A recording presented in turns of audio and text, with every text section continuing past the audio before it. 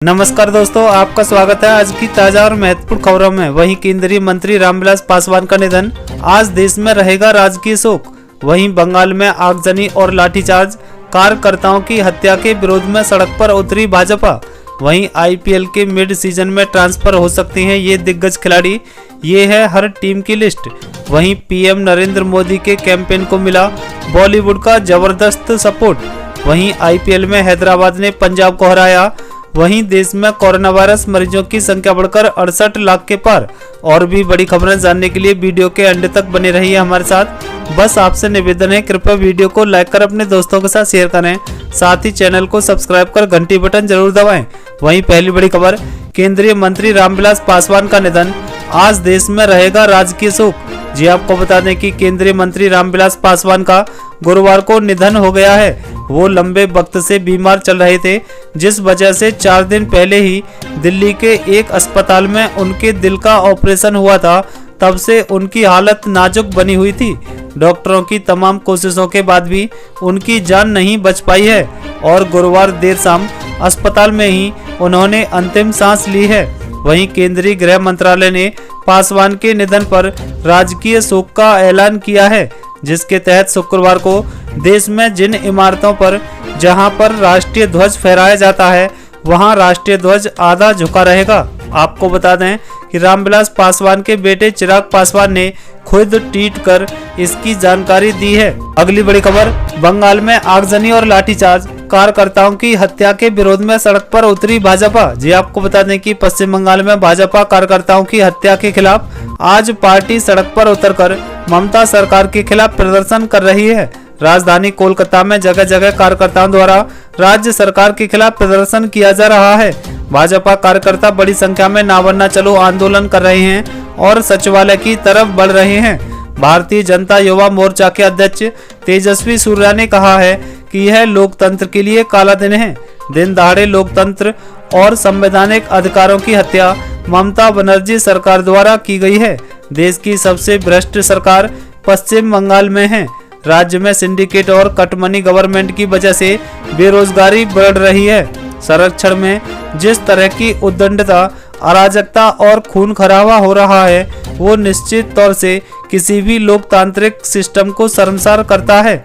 अचंभे की बात है कि लोकतांत्रिक और जनतांत्रिक मूल्यों की दुहाई देने वाली ब्रिगेड अब बंगाल के मामले पर खामोश है। आपको बता दें कि भाजपा के राष्ट्रीय अध्यक्ष जेपी नड्डा ने कहा है कि ममता बनर्जी की सरकार ने पिछले वाम शासन की तुलना में बेहतर काम किया है और राजनीतिक विरोधियों के खिलाफ क्रूरता और राजनीतिक हिंसा में वृद्धि हुई है।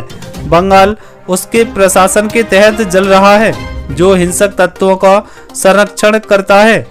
कोलकाता में भाजपा के ना बनना चलो कार्यक्रम के दौरान कार्यकर्ताओं पर लाठीचार्ज और वाटर कैनन के इस्तेमाल की पार्टी अध्यक्ष जेपी नड्डा ने निंदा की है। उन्होंने कहा है कि भाजपा कार्यकर्ताओं पर कार्रवाई ममता बनर्जी की निराशा को दिखाता है। उन्हें पता है कि सत्ता में उनके गिने चुने दिन ही बचे हैं। अगली बड़ी खबर, आईपीएल में सनराइज हैदराबाद ने किंग्स 11 पंजाब को हराया। जी आपको बता दें कि आईपीएल 2020 से पहले किंग्स 11 पंजाब इस सीजन की प्रबल दावेदार मानी जा रही थी, लेकिन अब कहानी बदल गई है और टीम ने गुरुवार को सनराइज हैदराबाद के सामने 69 रनों से मैच गंवाने के साथ ही इस टूर्नामेंट में 5वीं शिकस्त झेली है। इस हार के बाद पंजाब की टीम की प्ले ऑफ की उम्मीदों के लिए मुसीबतें भी खड़ी हो गई हैं। अगली बड़ी खबर, अब अमेजन पर बुक करिए ट्रेन का टिकट, आईआरसीटीसी के साथ किया करार। जी आपको बता दें कि अमेजन पर शॉपिंग करने के अलावा अब आप ट्रेन का टिकट भी बुक कर सकते हैं।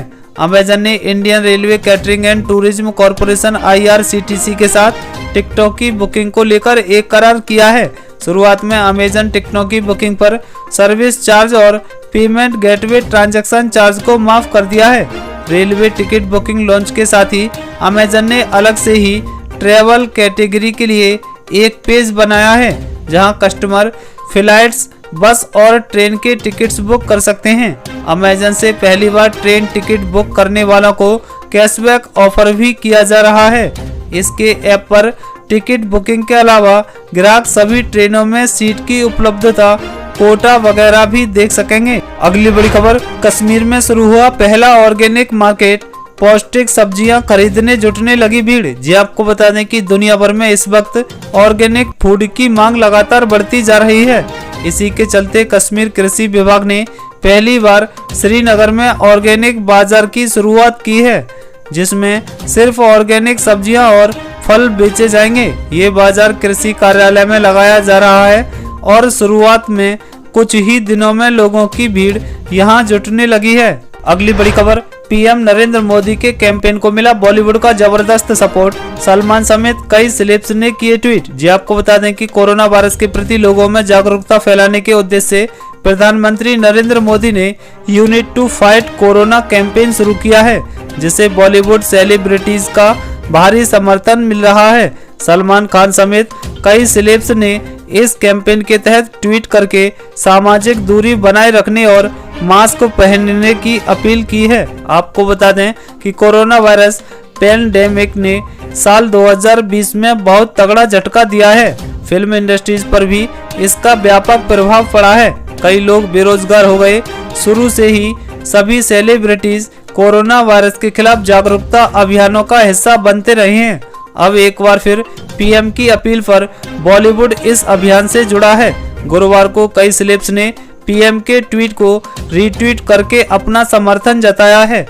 पीएम मोदी के ट्वीट में कहा गया है कि जब तक कोरोना की दवाई का इंतजाम नहीं हो जाता तब तक ढिलाई नहीं बरतनी होगी। अगली बड़ी खबर, कोरोना काल में दिल्ली एनसीआर समेत इन शहरों में सस्ते हो गए मकान। जी आपको बता दें कि कोरोना वायरस महामारी के चलते मांग में गिरावट आने से इस साल जुलाई से सितंबर के दौरान देश के शीर्ष 6 शहरों में घरों की कीमतों में 2 से 7% की कमी आई है। एक रिपोर्ट में यह कहा गया है कि संपत्ति संबंधी परामर्श सेवाएं देने वाली कंपनी नाइट फ्रैंक इंडिया ने कहा है कि देश के 6 प्रमुख शहरों दिल्ली एनसीआर, मुंबई, चेन्नई, पुणे, कोलकाता और अहमदाबाद में जुलाई से सितंबर के दौरान घरों की औसत कीमतों में 2 से 7% की गिरावट आई है। आपको बता दें कि इस दौरान बेंगलोर और हैदराबाद में घरों की औसत कीमतें साल भर पहले की तुलना में क्रमशः 3 और 4% बढ़ गई हैं। रिपोर्ट के अनुसार सर्वाधिक 7% की कमी चेन्नई में आई है। इसके बाद दिल्ली एनसीआर और पुणे में 5% की कमी आई है। वहीं कोलकाता और अहमदाबाद में 3% तथा मुंबई में 2% की कमी देखने को मिली है। कंपनी ने कहा है कि देश के 8 प्रमुख शहरों में से 6 में सालाना आधार पर घरों की औसत कीमतों में कमी आई है। रिपोर्ट के अनुसार सितंबर तिमाही में 33,403 आवासीय इकाइयों की बिक्री हुई है। यह जून तिमाही में बिक्री 9,632 इकाई की तुलना में 3.5 गुना तक अधिक है। अगली बड़ी खबर, देश में कोरोना वायरस मरीजों की संख्या बढ़कर 68 लाख के पार। पिछले 24 घंटों के दौरान 78,000 से ज्यादा नए मामले। जी आपको बता दें कि देश में कोरोना वायरस का कहर लगातार बढ़ता ही जा रहा है। भारत में एक दिन में कोविड-19 के 78,524 नए मामले सामने आने के बाद गुरुवार को देश में संक्रमितों की कुल संख्या बढ़कर 68,35,655 हो गई है। इसके साथ ही इस बीमारी से ठीक होने वाले लोगों की संख्या बढ़कर 58,27,704 तक पहुंच गई है। कोरोना से ठीक होने की दर 85.25% हो गई है। देश में कोरोना वायरस संक्रमण के कुल 9,02,425 सक्रिय मामले हैं। वहीं मौसम अपडेट, स्काईमेट वेदर के अनुसार अगले 24 घंटों के दौरान पूर्वोत्तर भारत, पश्चिम बंगाल, बिहार के कुछ हिस्सों, झारखंड के कुछ हिस्सों, छत्तीसगढ़, पूर्वी मध्य प्रदेश, विदर्भ, आंध्र प्रदेश, तेलंगाना, तमिलनाडु, केरल के कुछ हिस्सों और अंडमान व निकोबार द्वीप समूह में हल्की से मध्यम बारिश हो सकती है। 1-2 स्थानों पर इन भागों में भारी वर्षा का भी अनुमान है। तटीय कर्नाटक में हल्की बारिश हो सकती है, जबकि मध्य महाराष्ट्र, मराठवाड़ा, लक्षद्वीप और उत्तर प्रदेश में 1-2 स्थानों पर हल्की वर्षा होने के आसार हैं। उत्तर भारत के सभी भागों में मौसम साफ और शुष्क बना रहेगा। दिन में मौसम गर्म होगा। ये थी अब तक की बेहद महत्वपूर्ण खबरें।